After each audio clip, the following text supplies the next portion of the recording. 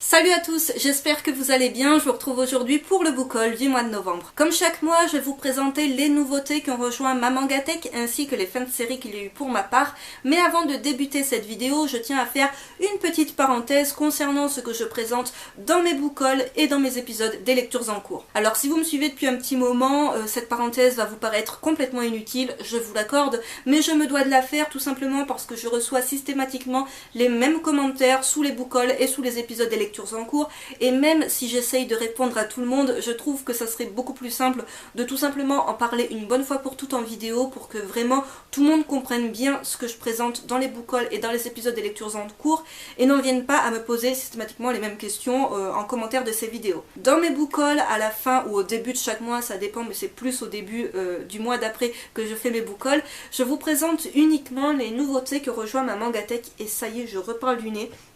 Je suis désolée, ça va faire ça pendant toute cette vidéo et la prochaine vidéo que vous aurez, mais encore une fois, je suis un peu malade, donc c'est complètement normal. Dans mes book hauls, je présente uniquement les nouveautés que rejoint ma Mangatech, et quand je parle de nouveautés, je parle de nouvelles séries, c'est-à-dire les trois quarts du temps de tome 1, mais pas que, des fois je vous présente plusieurs tomes d'un coup, comme pour par exemple l'ère des cristaux, où j'ai acquis les 5 premiers tomes de la série d'un coup. Je ne vous présente absolument pas les suites de séries, c'est-à-dire vous ne trouverez pas de tome 2, 3, 4, exception faite, voilà, quand je viens de commencer la série, mais sinon pour les suites de séries, et bien tout simplement je vous renvoie à mes épisodes des lectures en cours.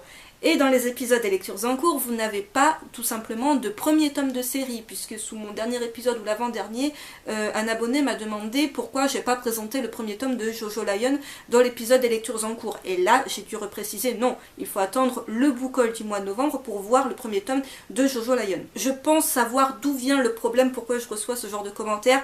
Je pense que les personnes qui me laissent ce genre de commentaires suivent les vidéos de mes comparses, donc Selvarian, Lacromanga et Sayu, et enfin entre autres, qui présentent tous leurs achats du mois dans leur book haul, ou ça s'appelle achat du mois au book haul selon leur chaîne, et ils présentent tout pêle-mêle, c'est-à-dire aussi bien les nouvelles séries que les suites de séries, que les fins de séries. Ils présentent tout ensemble, comme font énormément de gens, et moi j'ai toujours distingué les suites de séries des débuts de séries. Voilà, donc je ne fais pas comme les autres, je n'ai jamais fait comme ça, je ne vais pas commencer à faire comme les autres, hein, pour m'aligner sur les autres, c'est pas l'idée. Donc je tenais à faire cette petite parenthèse, fin de la petite parenthèse, pour expliquer à celles et ceux qui me rejoignent comment je procède sur ma chaîne. J'en viens à présent à vous parler des nouveautés de ce mois de novembre, c'est je pense qui vous intéresse un petit peu plus.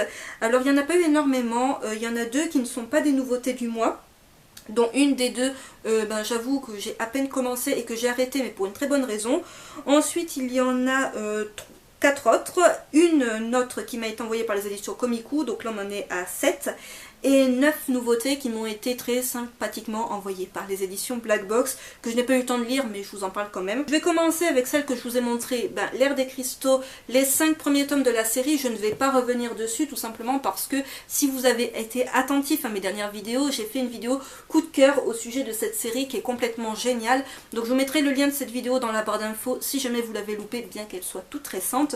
Donc vous l'aurez compris, une série que j'adore, que vous retrouverez dans mon top de fin d'année. J'en ai parlé sur les réseaux sociaux, mais je n'en ai toujours pas parlé en vidéo. Concernant les tops de fin d'année, il n'y aura pas différents tops comme j'avais fait les années précédentes, c'est-à-dire shoujo, shonen, seinen, one shot et la vidéo flop.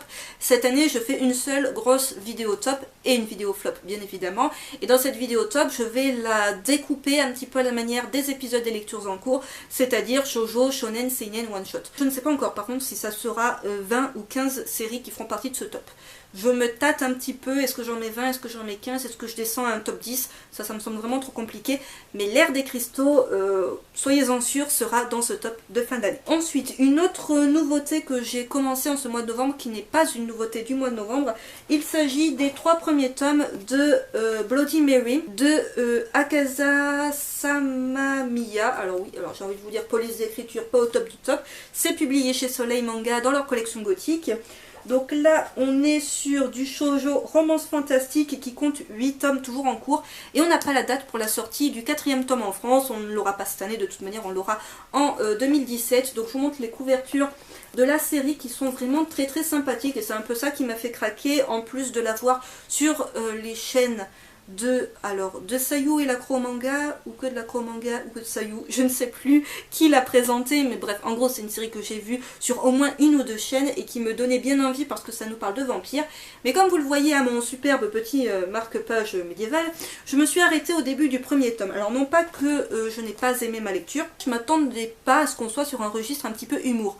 On est sur de la comédie fantastique, on va nous parler de vampires et d'exorcistes, et sur le fait un vampire qui veut mourir et un exorciste qui a le pouvoir de le tuer, enfin un prêtre qui a le pouvoir de le tuer mais qui pour l'instant ne le tue pas parce qu'il va se servir de lui, quelque chose comme ça. Mais en fait dès les premières pages je me suis rendu compte qu'il y a quelques petites touches d'humour, je m'attendais vraiment pas à un récit qui allait vers le côté humoristique. Bon c'est pas bien méchant vous me direz, et comme vous le voyez j'ai vraiment à peine commencé ma lecture. Mais pourquoi je me suis arrêtée en cours de route? Et bien c'est tout simplement parce qu'il va falloir que je ramène ce troisième tome. Donc là je fais vraiment un petit warning pour celles et ceux qui comptaient acheter le troisième tome, ou qui peut-être l'ont acheté mais n'ont pas encore lu, même pas encore feuilleté. C'est qu'il y a un défaut de fabrication qui a été annoncé par les éditions Soleil Manga concernant le troisième tome. Je vous montre ça assez brièvement. C'est qu'en fait on a des bulles qui sont complètement vides. On a vraiment un gros problème au niveau de ce troisième tome qui doit être réimprimé. Du coup, comme systématiquement, quand il y a des problèmes au niveau des impressions des tomes, vous avez juste à revenir chez votre libraire et à faire un échange. Voilà, de toute manière, eux, ça va leur être échangé, les bons tomes vont leur être envoyés et ils n'auront plus qu'à récupérer les tomes qui ne vont pas. Donc je vous cherche encore un autre exemple pour vous montrer, parce que je l'ai quand même feuilleté pour voir est-ce que c'était si dérangeant que ça. Donc voilà ce que ça donne au niveau des erreurs, en même temps vous voyez un petit peu ce que ça donne au niveau des dessins. Donc je continuerai la lecture, je pense, quand j'aurai échangé du coup ce troisième tome défectueux. Après je pense pas qu'on sera sur de la lecture coup de cœur. Moi j'aime bien tout ce qui parle de vampires. Là je pense qu'on est sur quelque chose qui reste assez gentil, du moins c'est l'impression que j'en ai. Oups là, adieu marque-page. C'est pas grave, je sais que j'en étais au premier chapitre, c'est pas bien méchant. On est sur des tomes qui sont vendus au prix de 7,99 €. Il y a un extrait disponible en ligne, donc je vous le mettrai si jamais ça peut vous intéresser. Je passe à présent à une série que j'attendais énormément au vu de son synopsis. Il s'agit du premier tome de Love and Lies de Musawo, publié chez Pika dans leur collection Shonen. Donc il s'agit d'un shonen de genre romance tranche de vie qui compte 5 tomes toujours en cours. Le tome 2 est annoncé pour le 4 janvier et le tome 3 pour le 1er mars. Alors le synopsis de cette série m'a littéralement vendu du rêve. Je vous le fais très rapidement. On est dans une société où en gros tomber amoureux est complètement interdit. Donc on est dans une société on va dire un petit peu futuriste et en même temps qui semble très proche de nous. Et en fait à l'âge de 16 ans, en gros on vous annonce avec qui vous allez vous marier. Alors c'est le gouvernement qui décide ça et c'est décidé de telle manière à ce que apparemment les personnes soient compatibles, et c'est pour pallier au fait du manque de natalité. Quelque chose comme ça, et ça m'a vendu du rêve. Voilà, le fait que les personnages ne soient pas libres, qu'on soit dans une société que j'imaginais complètement, un monde complètement dystopique, on n'est pas du tout dans ce délire là finalement. Et le personnage principal, donc Yukari, que vous voyez ici, il est amoureux de cette jeune fille là, donc de Misaki. L'amour bien évidemment va être complètement impossible parce que c'est bien évidemment pas elle qui va être choisie pour être mariée avec lui. Il s'agit de cette jeune fille que vous voyez ici, et malgré tout il a envie de tenter cet amour impossible et il va être aidé par la fille avec qui il est censé se marier. Alors, au niveau de l'histoire, on n'est pas sur un truc de fifou, finalement, j'imaginais vraiment une société beaucoup plus tyrannique, beaucoup plus dure avec ses occupants. J'imaginais vraiment le côté amour impossible, et donc du coup, pour braver l'interdit, ça allait être vraiment quelque chose assez complexe à faire. Et finalement, pas tant que ça. J'ai pas trouvé les personnages hyper bien développés de foufou pour ce premier tome. L'histoire de base est posée, mais alors par contre, le truc qui donne envie d'y revenir, c'est la toute fin de ce premier tome où on a un truc, voilà, je ne vais pas vous le spoiler bien évidemment, mais où personnellement, je suis restée un peu... What? C'est vraiment le truc, je pense, on ne peut pas s'y attendre. Alors côté dessin, c'est assez sympathique. En même temps, les couvertures sont vraiment très très jolies. Mais après, je trouve qu'au niveau émotion, on n'est pas sur un truc de fifou, quoi. Donc il me semble que c'est l'Acromanga, Amandine, tu l'avais présenté et tu avais un peu... Bah, il n'y avait pas vraiment d'émotion qui transparaissait dans ce manga, et je suis un peu d'accord. C'est-à-dire qu'on n'est pas dans un truc qui va vous prendre aux tripes, qui va vraiment vous donner envie d'y retourner de suite, même si encore une fois la fin est géniale. C'est pas mal, mais ça sera pas du tout dans un top de fin d'année, c'est dispensable et il n'y a pas d'extrait, donc voilà. Je vous dis pourquoi pas, c'est pas une mauvaise lecture, on n'est pas sur du flop, mais je m'attendais à un truc beaucoup plus sombre, beaucoup plus torturé, avec des personnages vraiment qui soient dans l'incapacité de pouvoir vivre la moindre relation, et là finalement, bah...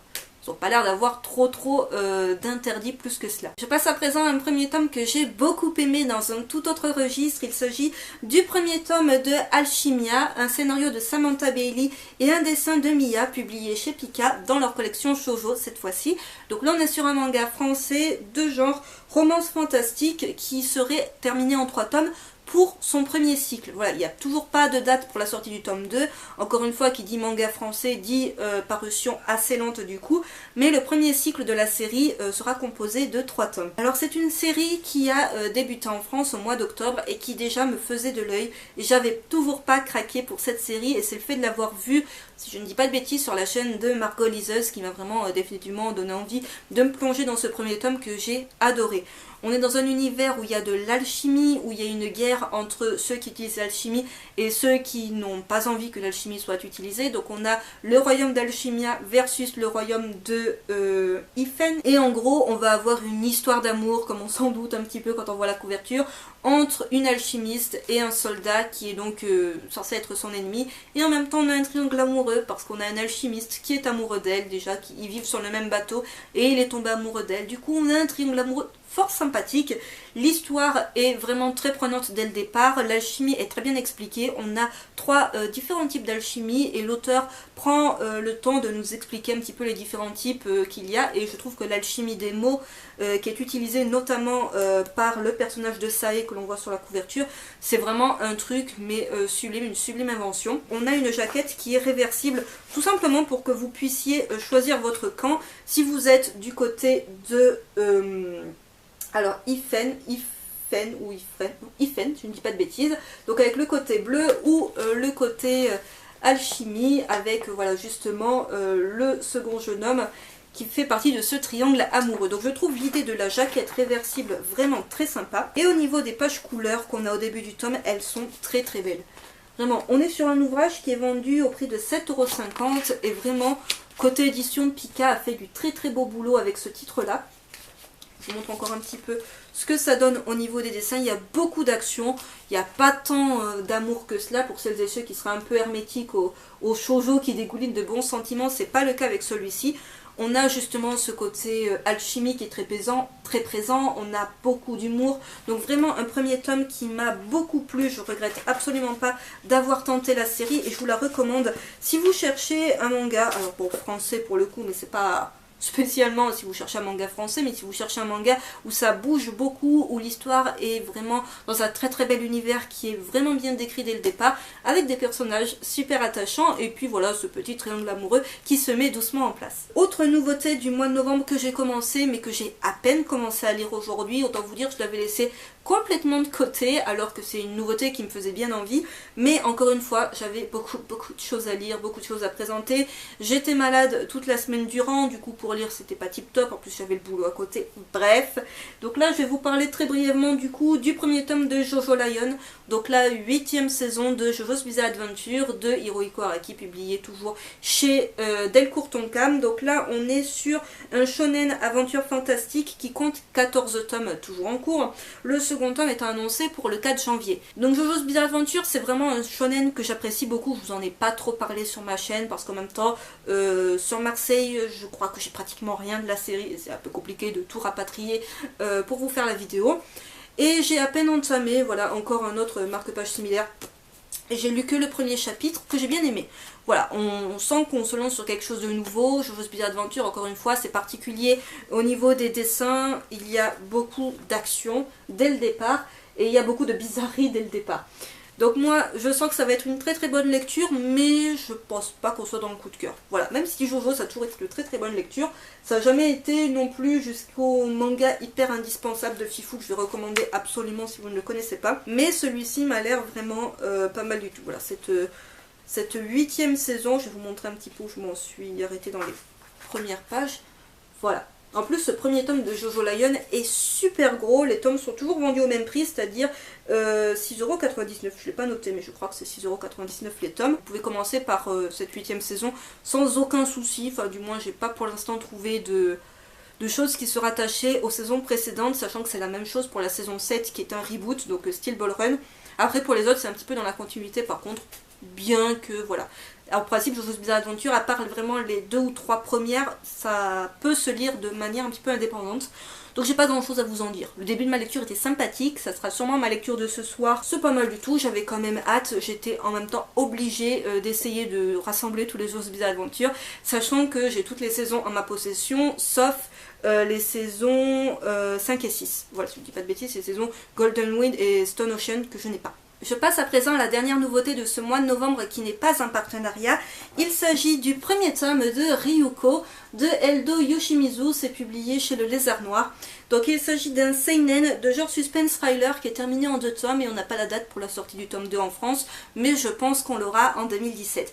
Alors c'est un très très bel objet livre, vraiment je vais m'arrêter 5 secondes dessus, c'est un très bel objet livre qui est vendu au prix de 19€, ce qui peut paraître un tout petit peu cher, je suis d'accord, mais après le Lézard Noir, même si ce sont des tomes qui sont souvent entre 15 et 30 voire plus euros, c'est de très beaux objets livres, il y a vraiment un travail d'édition qui est dingue. Après, il faut savoir que le tome est vendu sous plastique, donc vous ne pourrez pas le feuilleter chez votre libraire, donc ça c'est un petit bémol, mais après vous avez tellement d'aperçus sur la toile pour vous donner une idée de ce à quoi ça ressemble que finalement bah, c'est pas bien méchant. Ce premier tome était une petite pépite qui va nous parler du monde assez dur et sans pitié des Yakuza, et dans lequel on va découvrir le personnage de Ryuko, qui est cette jeune femme hyper charismatique que l'on pourrait croire limite sortie d'un film de Tarantino ou qui pourrait rentrer dans un film de Tarantino sans aucun problème. Et vraiment j'ai adoré découvrir son histoire. Il y a très très peu de texte, j'ai trouvé, on se concentre beaucoup sur les dessins, on a beaucoup de double pages où on a vraiment peu de texte. Voilà, je tiens à le dire, il y a vraiment très peu de texte, du coup ça se lit hyper vite. J'ai pas grand chose à vous en dire, on va se concentrer sur, il y a des histoires de vengeance, il y a des histoires également de pouvoir, ce genre de choses. Voilà, je préfère vraiment vous laisser le découvrir, il n'y a pas grand chose à vous en dire, c'est assez complexe aussi d'en parler. Mais vraiment c'est un premier tome que j'ai beaucoup aimé et de toute manière c'était pour moi l'achat obligé parce que quand il y a des nouveautés du Lézard Noir, à part quelques exceptions à la règle, sinon vraiment j'achète un maximum de titres de leur maison d'édition parce que c'est vraiment génial et ça vaut le détour. Après voilà, ça c'est peut-être pas non plus du tout public comme vous en doutez dès qu'on parle de Yakuza, de règlement de compte, tout ça, on est sur quelque chose qui est assez violent, mais c'était franchement pas mal du tout. Je passe à présent à un one shot que m'ont envoyé très sympathiquement les éditions Komiku, que je remercie encore une fois pour leur envoi. Il s'agit du one shot L'île du temps, un dessin de Naotsugu Matsueda et un scénario de Takashi Sugimoto, c'est donc publié chez les éditions Komiku. Et on est sur un seinen suspense fantastique qui était hyper prenant du début à la fin et qui est super épais. On est sur un tome qui est vendu au prix de 8,50€, mais là niveau one shot vous en avez pour votre argent parce qu'il est vraiment hyper épais. Au niveau de l'histoire, on va suivre en fait une équipe de tournage qui fait des petits... c'est pas vraiment des émissions documentaires, bon, ce que nous on connaît en fait, où ils vont sur des lieux hantés ou qui ont été désertés et qui font une émission un peu flippante dessus. Ils vont faire une émission sur une île qui s'appelle donc l'île du temps. Et en fait, l'un d'entre eux, donc le personnage que vous voyez ici, va recevoir sur son portable en fait une vidéo de cette personne-là, lui disant que c'est un message qui vient de 5 ans dans le futur et qu'en gros, demain, ils vont tous mourir sur cette île, les uns après les autres, s'il ne parvient pas à trouver qui tire les ficelles et qui les tue. Tout le but du truc, c'est de comprendre qui, justement, qui est le meurtrier. Et petit à petit, tous les personnages vont en venir à mourir, sauf certains, ça je vous laisse découvrir. L'identité du personnage masqué est assez vite dévoilée, mais alors faut vraiment aller loin, je trouve, pour comprendre la fin de l'histoire. Alors la fin de l'histoire est vraiment génial parce qu'on est sur un retournement de situation assez spectaculaire. J'ai vraiment beaucoup aimé, il y a beaucoup de suspense. Alors après peut-être que les habitués du genre vont dire attends, le tueur, on a compris qui c'était dès la première page. Oui, bon, peut-être. Personnellement ce n'était pas mon cas et j'ai vraiment beaucoup aimé. Je le conseille à toutes celles et ceux qui cherchent des one-shots avec du suspense, avec de l'action, de la violence aussi parce qu'il y a quand même des meurtres. et en même temps une tension à toute épreuve. Et voilà, et vraiment le suspense pour moi est vraiment conservé jusqu'au bout de l'œuvre. Il y a quelques jours de cela, j'ai eu l'immense surprise de découvrir un très gros colis dans ma boîte aux lettres. Je ne sais d'ailleurs toujours pas comment ce colis a réussi à rentrer dans la boîte aux lettres. Il s'agit d'un colis qui m'a été envoyé par les éditions Black Box avec lesquelles je commence un partenariat et je les remercie encore une fois énormément pour cet envoi qui est juste complètement dingue. Alors je ne vais pas tout vous présenter dans une seule vidéo parce que ça serait complètement idiot de vous faire une vidéo super longue pour vous présenter 9 nouveautés qui n'ont rien à voir les unes avec les autres. Je vais répartir ça, je ne sais pas encore, en 4 ou 5 vidéos, je ne sais pas encore tout à fait. La première vidéo que je vais faire d'ici quelques jours concerne le monde de Ran. Donc ça sera vraiment le premier titre qui va être chroniqué des éditions Black Box. Et vraiment j'ai trop hâte, vous avez été nombreux à me dire que c'est un titre qui devrait me plaire. Et effectivement c'est un titre qui est dans ma wishlist depuis le début de sa parution, qui est terminé en 7 tomes et qu'il me tarde de découvrir. Alors ensuite ils m'ont envoyé le premier tome de Appelez-moi Hôtesse, que je connaissais uniquement de visu, je ne sais absolument pas de quoi ça parle. Le premier tome de Magamine, la fac et moi, pareil, je connais de visu et je m'étais un tout petit peu renseignée au moment où les éditions Black Box l'avaient sorti. Le premier tome de Lady Georgie, édition pire que collector, vraiment magnifique, une couverture en dur. On est vraiment sur un truc de dingue et à la base j'étais juste plus ou moins censée recevoir cela. Et en fait on m'a dit qu'on m'a rajouté en fait des mangas qui ressemblaient un petit peu, tout ça, je me retrouve avec de ce truc à vous présenter, bref, un truc de dingue. Donc vraiment une très belle édition avec le petit, vous savez, marque-page que je trouve, édition de dingue. Le premier tome du collège Fou Flash Kimengumi. Voilà, une série en 3 tomes. Les 2 one-shots qui feront l'objet d'une seule vidéo parce que je trouve que ça irait trop bien de les présenter ensemble dans une même vidéo. Donc déjà, le one-shot Cléopâtre qui était dans ma wishlist depuis sa parution. Et la vie de Raffaello Santi dit Raphaël. Donc je trouve que c'est bien de présenter 2 one-shots qui sont un peu similaires, voilà, dans le côté un peu historique, dans une même vidéo. Voilà, je trouve que ça serait plutôt pas mal. Ensuite, on a encore 2 autres one-shots. Donc on a Mako Rumi Echi, Ma vie de famille, qui est une œuvre partiellement autobiographique de Osamu Tezuka. Et le one-shot Vas-y Julie. Donc ça, je connais pas. Donc voilà, j'en ai terminé pour tout ce qui est nouveauté du mois de novembre. Comme vous le voyez, j'ai quand même eu pas mal de choses. Je vais à présent parler des fins de série qu'il y a eu pour ma part au mois de novembre. Et il y en a eu tout de même 14. Alors si vous me suivez depuis un petit moment, si vous me connaissez un petit peu, vous vous en doutez, j'ai pas du tout lu les 14 fins de série, hein, on va être très clair. Et parmi les 6 que je n'ai pas lu, c'est pas des lectures que je vais faire prochainement. Donc ne vous attendez pas à voir une vidéo au sujet de ces séries d'ici quelques temps. C'est pas du tout au programme, autant vous le dire. Après, je lirai ces séries, mais je ne sais pas, peut-être dans quelques mois, quelques années, que sais-je. Donc je vais faire la petite parenthèse rapide à propos des fins de séries que je n'ai pas lues. Du coup, je n'ai aucun avis à vous donner à leur sujet, vous vous en doutez un petit peu. Déjà, il y a eu la fin de Diamond is Unbreakable, donc la 4e saison de Jojo's Bizarre Adventure, de Hirohiko Araki, toujours publié chez Delcourt Tonkam. Donc j'ai bien acheté le tome 17 pour celles et ceux qui se demandent, mais en fait, t'as acheté le 18 et t'as pas le 17. Non mais si, mais ma mère s'en est chargée pour moi, donc voilà, j'ai bien la série dans son intégralité. Ensuite, il y a eu la fin, le 5e tome, de Happy Clover, de Sayuri Tatsuyama, c'est publié chez Nobidobi. Je vous ai présenté le début de la série dans un book haul, tome 1 et 2. Voilà, après j'ai trouvé ça mignon tout plein, je voulais finir la série, mais pour l'instant c'est pas du tout un projet de lecture. Le 30e et dernier tome de Kuroko's Basket, de Tadatoshi Fujimaki, c'est publié chez Kaze, collection Shonen. Voilà, là c'est une série que j'avais adorée au début, puis elle a fini dans ma palle, et depuis elle est toujours dans ma palle, donc je pense que je vais arrêter au tome 5 ou 6, mais vraiment le début de la série était top. La fin de Naruto, donc le tome 72 de Masashi Kishimoto, publié chez Kana. Comme vous le voyez, il est encore sous plastique avec son petit extrait de Naruto Gaiden derrière. La série, j'ai dû m'arrêter au début de la... où il y avait au début où il y avait Madara. Non, j'ai dû m'arrêter il y a un bon petit moment, plus d'une dizaine de tomes de la fin, donc autant dire, j'ai pas spécialement envie de m'y remettre de suite. Et de toute manière, j'ai demandé très clairement à ce qu'on me spoil la fin de Naruto pour savoir si ça s'unissait bien ou pas, et finalement, Voilà. Hein. Ensuite, on a eu la fin de Your Lie in April, donc le tome 11 de Naoshi Arakawa, publié chez Kiyun dans leur collection Shonen. Je vous avais présenté le début de la série, je crois que j'ai présenté la série jusqu'au tome 4, 5, 6, je ne sais plus. Et par la suite, je l'ai mis dans ma palle parce que j'avais plein d'autres choses à lire et que même si la série m'était fort sympathique et la dernière couverture est sublime, je la trouvais super tristounette et j'avoue qu'il y a des moments où j'ai pas envie de lire des trucs aussi tristes. Et enfin, la dernière fin de série, toujours sous plastique également, le 25e tome de Sunken Rock de Boichi, publié chez Doki Doki.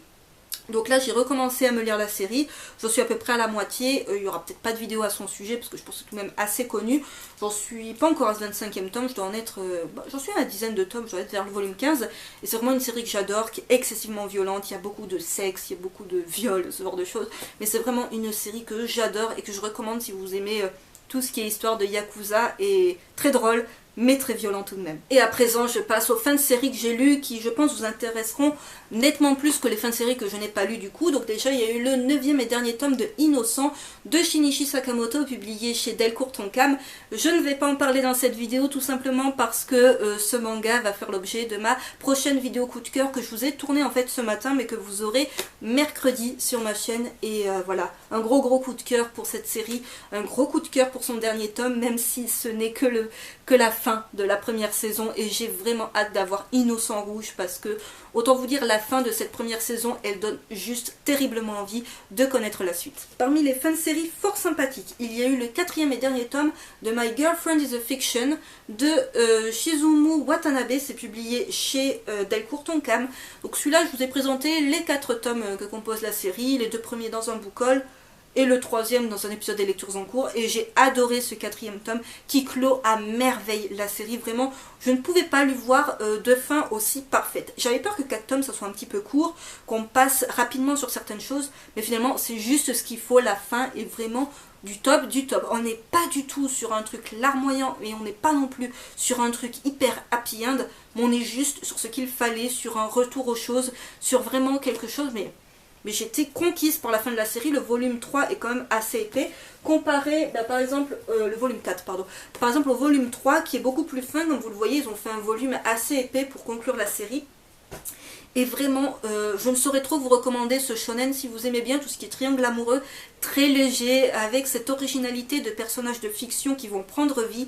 C'était génial et prenant jusqu'au bout. Et en plus, je trouvais que la fin était, même si elle est un tout petit peu prévisible, elle est quand même franchement bien ficelée. Au niveau des fins de série, très bien, mais en même temps un peu rapide, et j'aurais voulu que ça continue, il y a eu la fin de Dodoma, donc le 3e tome de Jun Shiraishi, c'est publié chez Komiku. J'ai adoré la fin de cette série. Après, c'est une série, je ne m'attendais pas à ce qu'elle ne fasse que 3 tomes, parce qu'il y a tellement de choses à découvrir dans cet univers, avec les Dodoma, avec tous ces différents peuples que l'on va rencontrer, et finalement, bim, 3 tomes, et hop, c'est terminé. La fin, je vous avoue, j'ai pas hyper tout compris. Hein, voilà, je vais pas vous mentir, la fin, ça demande une relecture des 3 tomes d'un coup, parce que il y a certaines choses qui m'ont un peu échappé. Ça se termine un peu rapidement aussi. Mais après, on est sur quelque chose qui se conclut. Voilà, on n'est pas non plus sur un truc que de poisson. Vous dites, ah il devrait y avoir un 4e tome et il ne verra jamais le jour. Après, je ne sais pas si l'auteur avait réellement prévu sa série en 3 tomes ou si la série n'a peut-être pas fonctionné. Ça, je ne vais pas m'avancer à ce sujet. Mais ça se conclut... ça se conclut bien. Voilà. On va pas dire qu'on n'est pas du tout sur du happy end. Là, pour le coup, j'ai pas trouvé que c'était du tout du happy end, mais les dessins sont juste dingues. Donc voilà, une bonne fin de série. Voilà, la série ne se conclut pas sur un flop, on part pas dans du flop alors qu'au début on était sur du très bon. C'est franchement pas mal du tout, et puis voilà, 3 tomes et c'est bouclé. Et je ne sais pas si je vous ai montré les dessins de My Girlfriend is a Fiction. Je crois pas. Je crois pas. Mais les dessins sont vraiment très très jolis. Cette vidéo est faite n'importe comment, vous vous en doutez. Voilà, au niveau des dessins. Autre fin de série pour laquelle par contre je suis un petit peu plus mitigée, mais parce que la série n'est pas du tout un coup de cœur. Il s'agit du 3e tome de Arc Romancer de Lim Do-young et Kim So-hee, publié chez Doki Doki collection Seinen. Alors autant je trouvais les couvertures très belles, les dessins fort sympathiques, et l'univers un petit peu, on va dire, fantastique, science-fiction, globalement sympa. L'histoire également de ces personnages qui viennent sur Terre pour comprendre ce qu'est l'amour, ok. Il y a pas mal de combats dans ce dernier tome, notamment avec des nouveaux personnages qui arrivent, mais qui arrivent à la fin du coup, parce que ils arrivent en gros pour le combat final, fin de l'histoire quoi. Donc c'était sympathique, on apprend pas mal de choses, l'histoire se conclut bien.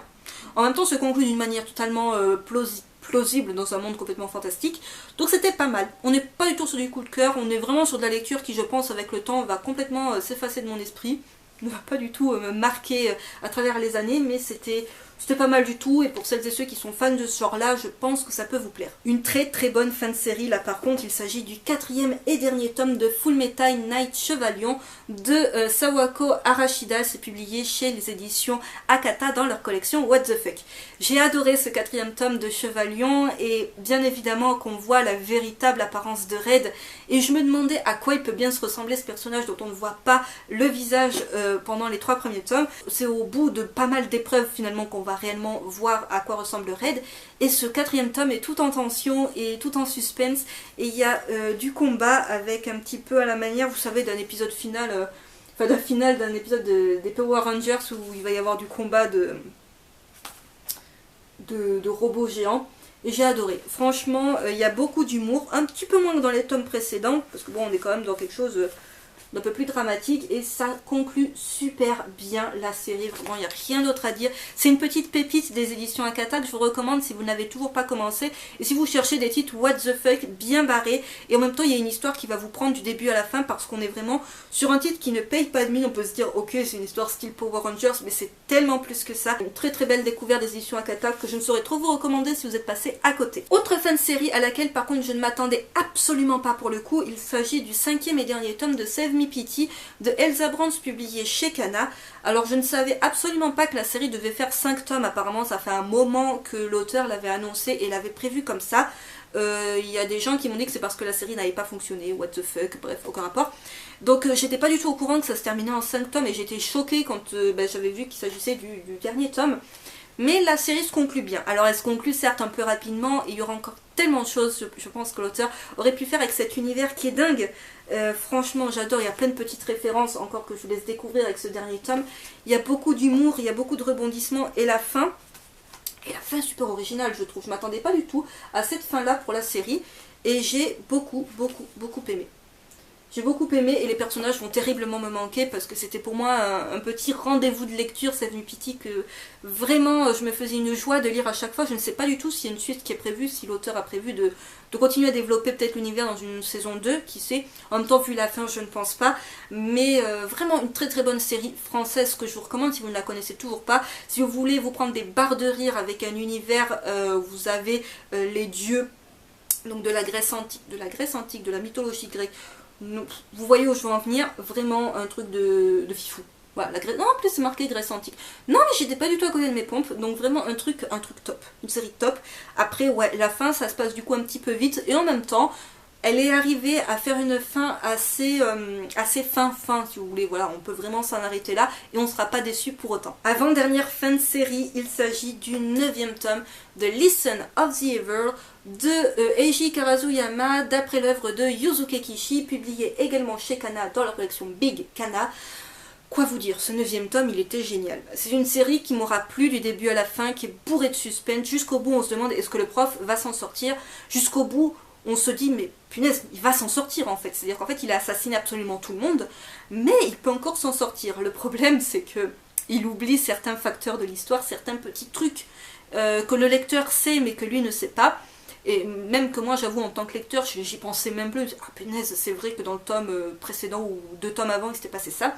Donc vraiment, jusqu'au bout, on ne sait pas comment ça va se terminer. On ne sait pas s'il va réussir à sauver sa peau. Est-ce que vraiment, le gars, il va plaider la folie à un moment donné. Il n'y a que ça. Et c'est vraiment un thriller que je vous recommande. Si vous aimez les titres avec beaucoup de suspense, ou jusqu'au bout, l'issue n'est pas connue du lecteur. C'est pas possible de comprendre ce qui va se passer jusqu'à la fin. Le gars a tellement pensé à tout. Et en même temps, ça fait un petit moment que je vous dis qu'il commet des petites erreurs, qu'il va trop vite, qu'il a trop confiance en lui. Du coup, il y a certaines choses qui commencent à lui échapper. Et voilà, l'histoire se conclut à merveille. Et je ne saurais trop vous la recommander. On se concentre notamment sur le passé du prof pour comprendre comment il en arrivait à être aussi comme ça dans sa tête. Donc une série géniale. encore une fois, qui peut plaire à beaucoup de monde. Elle est assez violente, il y a beaucoup de sang, mais l'histoire vraiment vaut le détour. Dernière fin de série que je vais vous présenter pour ce mois de novembre, il s'agit du 4e tome de Shiisakobe de Minetaro Mochizuki, c'est publié chez Le Lézard Noir. J'ai adoré la fin de Shiisakobe. C'est vraiment une série coup de cœur que j'avais mis dans mon top seinen 2015, si j'ai bonne mémoire. Et vraiment ce dernier tome, en fait voilà, la couverture, je l'avais déjà dit, elle est complètement spoilante parce que vous en doutez, c'est un petit peu une illustration de mariage. En même temps on s'y attend un petit peu, c'est juste qu'on ne sait pas avec qui le gars va se marier. Est-ce qu'il va se marier avec la fille avec laquelle il vit ou la fille qu'on suppose qu'il aime et qu'il aime en retour. Voilà. Et en même temps, on a la conclusion qui est parfaite, c'est-à-dire qu'on sait ce que deviennent les personnages principaux, ce que deviennent les enfants. Voilà, tout se conclut à merveille. On n'est pas spécialement jusqu'au bout, on se demande si ça va être du happy end. Hein. Mais voilà, je ne vais pas trop vous craquer le livre non plus pour vous montrer. Au niveau des illustrations, il n'y a pas grand-chose à lire, vous en doutez. Mais l'histoire était top, on est sur du tranche de vie, sans artifice, avec des personnages authentiques et vraiment une fin. Il faut quand même que je vous montre une illustration du mariage parce qu'elle est trop belle. Voilà. Une série que je vous recommande à présent achevée avec son 4e tome. On est sur des tomes qui sont vendus au prix de 15 €. Donc oui, ça fait 60 € l'intégrale du coup. Un gros coup de cœur pour cette fin de série et je vous la recommande très chaudement si vous ne connaissez toujours pas Shiisakobe. Cette vidéo est à présent terminée, j'espère qu'elle vous aura plu. N'hésitez pas à me dire dans les commentaires ce que vous en avez pensé, ce que vous avez commencé au mois de novembre, si parmi tout ce que je vous ai présenté dans cette vidéo, il y a des titres qui vous donnent envie ou absolument pas, ou des titres pour lesquels vous avez un avis complètement différent du mien. Sur ce, je vous retrouve donc mercredi pour ma vidéo coup de cœur à propos d'Innocent. Bye!